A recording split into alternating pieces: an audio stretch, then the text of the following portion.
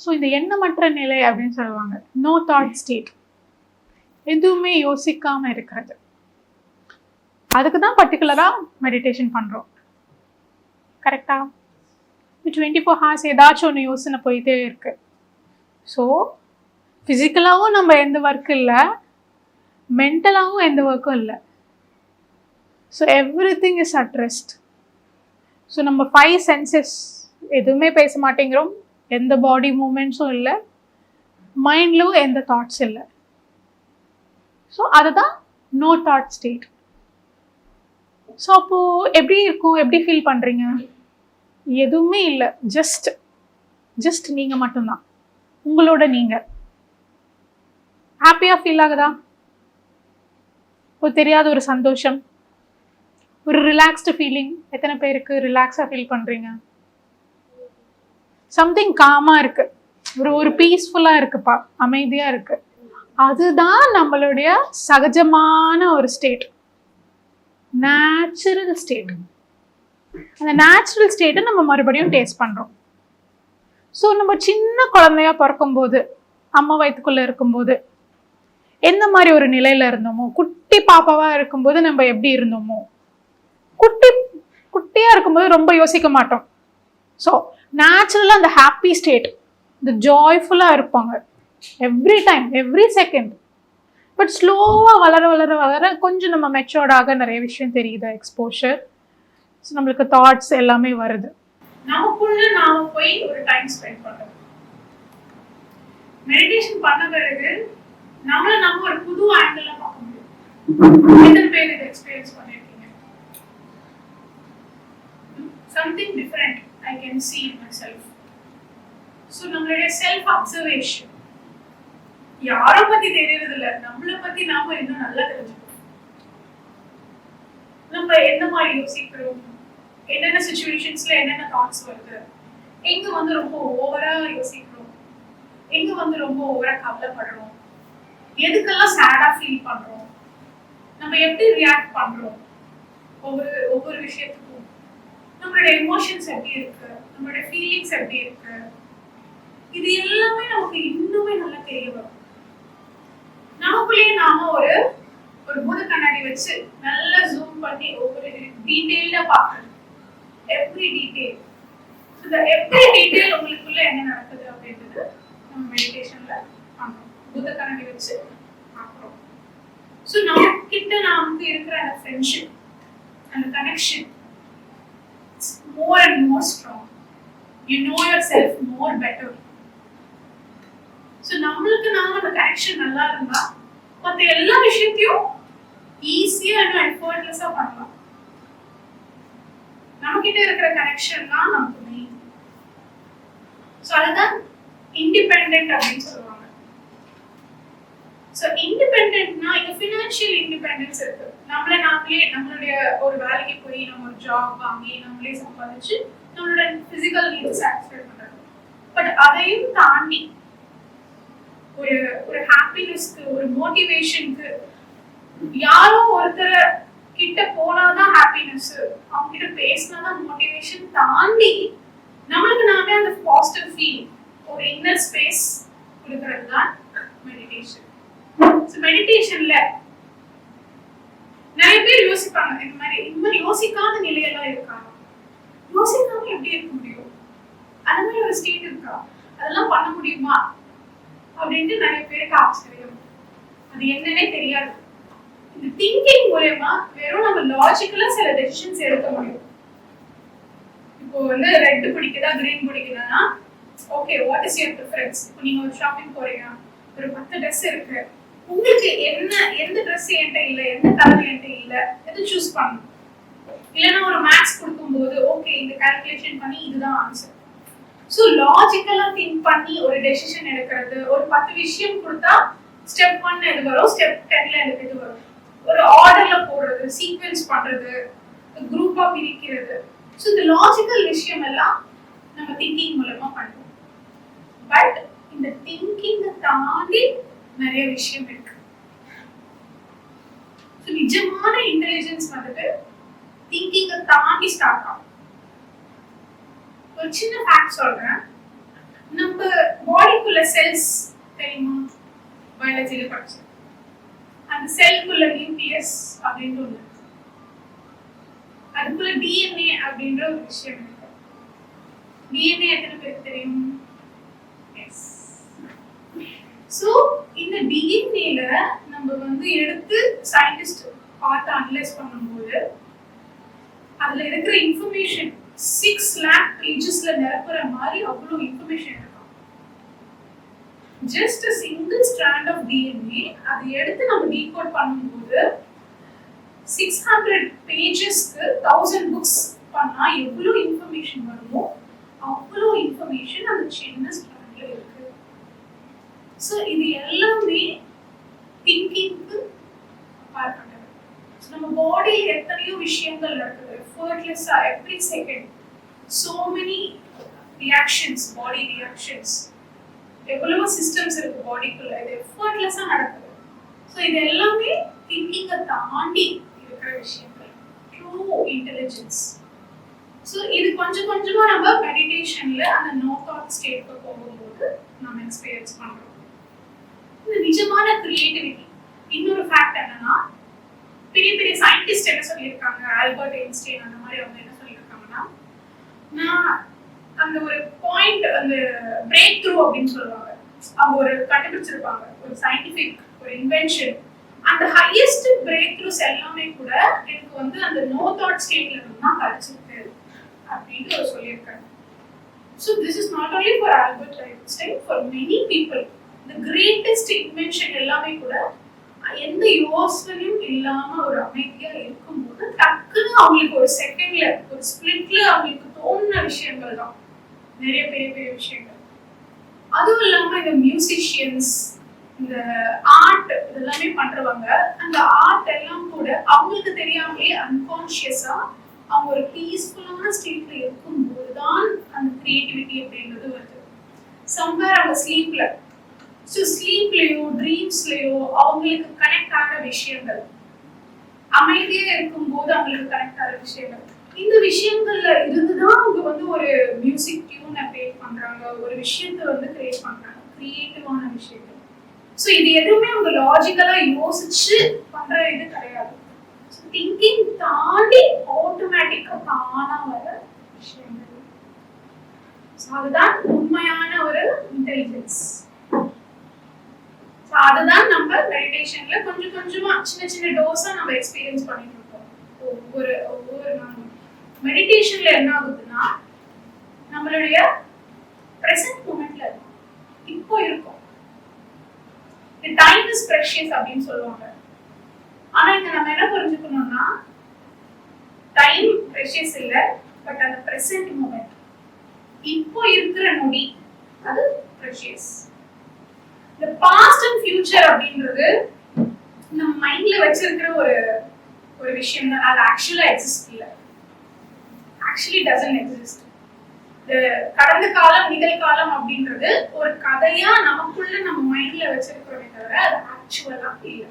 நீங்க என்னெல்லாம் பண்றீங்களோ, நீங்க பாஸ்ட்னு என்ன சொன்னீங்கன்னா, நீங்க பாஸ்ட்ல இருக்கிற பிரசன்ட்ல என்ன பண்ணீங்களோ அதுதான் பாஸ்ட்னு சொல்றீங்க. ஃபியூச்சர்ல என்ன பண்றீங்கன்னா, வரப்போற பிரசன்ட்ல என்ன பண்ண போறீங்களோ அதுதான் ஃபியூச்சர்னு சொல்றீங்க. So the everything, all the things are there in the present. Everything is connected to the present. Yes, everything is connected to the present. இந்த பாஸ்ட்ங்கிறது ஒரு மெமரி ட்ரேஸ் மாதிரி. ஓகே, எனக்கு இந்த விஷயங்கள் நடந்திருக்கு, இப்படி இருக்கு அப்படின்னு நீங்க ஒரு டேட்டா மைண்ட்ல வச்சிருக்கீங்க. அதை வச்சுதான் பாஸ்ட் அப்படின்றது ஒரு ரெஃபரன்ஸா இருக்கு. ஸோ இந்த கடந்த காலம் நிகழ்காலம் நடுவுல ஒரு சின்ன லைன் இருக்கும், அதுதான் பிரசன்ட். ஸோ இந்த சின்ன லைன் வந்து ஈஸியா மூவ் பண்ணிடலாம். நீங்க ஈஸியா பாஸ்ட் போயிடலாம், ஈஸியா ஃபியூச்சருக்கு போயிடலாம். எத்தனை பேர் வந்து ஆட்டோமேட்டிக்கா அது நடக்கும், தெரியாமலே உங்களை பாஸ்ட் பத்தி யோசிச்சுட்டு இருப்பீங்க. அன்னைக்கு என்ன நடந்துச்சு, அப்ப என்ன ஆச்சு, அப்போ எனக்கு இந்த மாதிரி நடந்துச்சு, ஆட்டோமேட்டிக்கா மைண்ட் டிவியேட் ஆகும். ஃபியூச்சர், நெக்ஸ்ட் நான் என்ன பண்ண போறேன், நெக்ஸ்ட் என்ன கோர்ஸ் எடுக்கணும், நெக்ஸ்ட் என்ன எக்ஸாம்ஸ் வருது, நான் என்ன ப்ரிப்பேர் பண்ணணும். ஸோ ரொம்ப கவலைப்படுவோம், ரொம்ப ஆன்ஷியஸா ஃபீல் பண்ணுவோம், சம்டைம்ஸ் ஸ்ட்ரெஸ்ஃபுல்லா ஃபீல் பண்ணுவோம் ஃபியூச்சரை நினைச்சு. அது இன்னுமே நடந்திருக்காது, அந்த ப்ராப்ளம் எதுவுமே உருவாயிருக்காது, பட் அதை பத்தி இப்பவே நினைச்சு பயப்படுவோம், கவலைப்படுவோம். எஸ், அப்போ என்ன ஆகுது? பிரசன்டா நம்ம பிசிக்கலா இருக்கும், ஆனா ஆக்சுவலா பிரசன்ட்ல இல்ல. Present but mentally chamber. So இந்த பிரசன்ட் அப்படின்றது ஒரு சின்ன லைன். ஆனா இந்த பாஸ்ட் ஃபியூச்சர் பெருசான பிளாக்ஸ். நம்ம ஈஸியா பாஸ்ட்க்கு போயிடலாம், ஈஸியா ஃபியூச்சருக்கு போயிடலாம். ஆனா இந்த பிரசன்ட் மொமெண்ட்ல இருக்கும்போது தான் நம்மளுடைய ட்ரூ எசன்ஸ்க்கு நம்ம கனெக்ட் ஆகும். சோ நீங்க யாரு அப்படின்ற கேள்வி கேட்கும்போது நம்ம என்ன சொல்லுவோம்? நம்மளோட பேர் சொல்லுவோம், நம்மளோட ஏஜ் சொல்லுவோம், இதுதான் என்னோட ஃபேமிலி, சோ இதுதான் நான் வந்து இது படிக்கிறேன்னு சொல்லுவோம், நான் வந்து இந்த ப்ரொஃபஷன் பண்ணிட்டு இருக்கேன், இந்த ஜாப் பண்ணிட்டு இருக்கேன், எனக்கு இவ்வளவு வருது சேலரி, எனக்கு இதுதான் குடும்பம், நான் இந்த சென்னையில இருக்கேன். சோ இந்த மாதிரி நிறைய விஷயங்கள் சொல்லுவோம். பட் அதை தாண்டி ஒரு ஃபீலிங் ரூபமா நீங்க யாரு, ஒரு உணர்வு ரீதியா யாரு அப்படின்றத நம்ம அந்த நோ தாட் ஸ்டேட்ல தான் நம்ம கனெக்ட் ஆகும். சோ நீங்க வச்சிருக்கிற இந்த ஐடென்டிட்டிஸ் எல்லாமே விட்டுட்டு நீங்க யாரு அப்படின்ற கேள்வி நீங்களே உங்களுக்கு போடும்போது வாட் இஸ் தி ஆன்சர்? தெரியாதுன்னு சொல்லுங்க. ஸோ பேரு நீ இல்லை, உன் ஏஜ் நீ இல்லை, உன் டெசிக்னேஷன் நீ இல்லை, நீ பண்ற ஆக்டிவிட்டிஸ் நீ இல்லை. பட் அதையும் தாண்டி யாரு அப்படின்னு பார்க்கும்போது எந்த தாட்ஸுமே இல்லாம, எந்த கவலையும் இல்லாம, ஜஸ்ட் உங்களோட நீங்க கம்ப்ளீட்டா டைம் கொடுக்கும்போது, மத்தவங்க கூட நம்ம டைம் ஸ்பெண்ட் பண்றது இல்லை, அது நெக்ஸ்ட். நம்ம கூட உட்கார்ந்து நம்ம டைம் ஸ்பெண்ட் பண்றது, யோசிக்காம. சோ அந்த ஜோன்ல என்டர் ஆகும்போதுதான் நம்மளுடைய ட்ரூ நம்ம யாருன்ற ஒரு விஷயத்துக்கு நம்ம கனெக்ட் ஆகும். சோ அது ஐடென்டிட்டி தாண்டி ஒரு உணர்வு. அந்த உணர்வு எப்போ கிடைக்குது? எந்த யோசனையும் இல்லாம இருக்கும்போது தான் கிடைக்கும். எஸ்,